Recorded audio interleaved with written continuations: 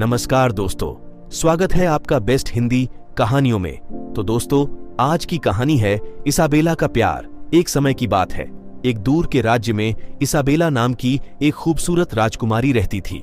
वह अपनी दयालुता और अनुग्रह के लिए दूर दूर तक जानी जाती थी। एक दिन शाही बगीचों में टहलते समय उसकी नजर ओम फायर नाम के एक आकर्षक राजकुमार पर पड़ी। उनका प्यार सबसे नाजुक फूलों की तरह खिल गया और उनके दिल एक ऐसी धुन पर नाचने लगे जिसे केवल वे ही सुन सकते थे। राज्य उनके प्यार की खबर से खुश हुआ और उनकी भव्य शादी का बेसब्री से इंतजार करने लगा। हालांकि उन्हें यह नहीं पता था कि एक दुष्ट चुड़ैल, एक उल्लू जादूगरनी बर्फीले देश में बहुत दूर रहती है। राजकुमारी की खुशी से ईर्ष्यालु होकर उसने राजकुमारी की शादी की पूर्व संध्या पर, जब सभी लोग नाच गाने में व्यस्त थे, तब राजकुमार ओम फायर पर जादू कर उसे मेंढक में बदल दिया। इसाबेला का दिल टूट गया जब उसने अपने प्यारे राजकुमार को एक छोटे हरे मेंढक में तब्दील होते देखा। लेकिन ओम फायर के प्रति उसका प्यार अटूट था और वह उसे पीड़ित होते हुए नहीं देख सकती थी। राजकुमारी ने ओम फायर का साथ नहीं छोड़ा।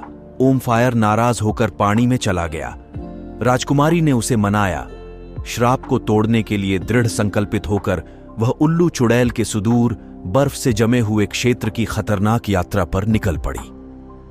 दुर्गम जंगलों और जमी हुई नदियों के पार इसाबेला अंततः उस बर्फीली भूमि पर पहुंची जहां उल्लू चुड़ैल रहती थी। वह चुड़ैल के सामने खड़ी थी। उसका दिल प्यार और दृढ़ संकल्प से भरा था। कृपया, उसने विनती की, मेरे राजकुमार को इस श्राप से मुक्त कर दो।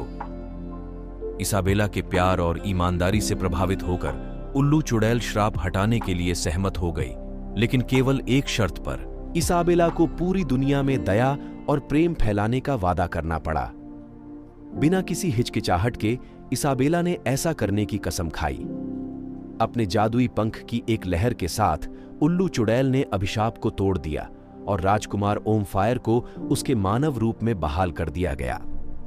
इसाबेला का प्यार डायन की दुष्टता पर विजय पा चुका था। राजकुमारी और ओम फायर अपने राज्य में लौट आए और अपने वादे के प्रति ईमानदार इसाबेला जहां भी गई दया और प्रेम फैलाया।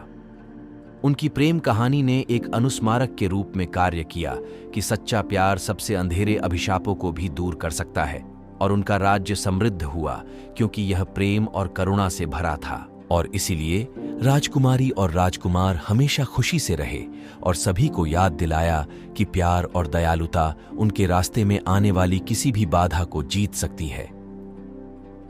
कहानी अच्छी लगी तो लाइक, शेयर और सब्सक्राइब जरूर करें। धन्यवाद दोस्तों।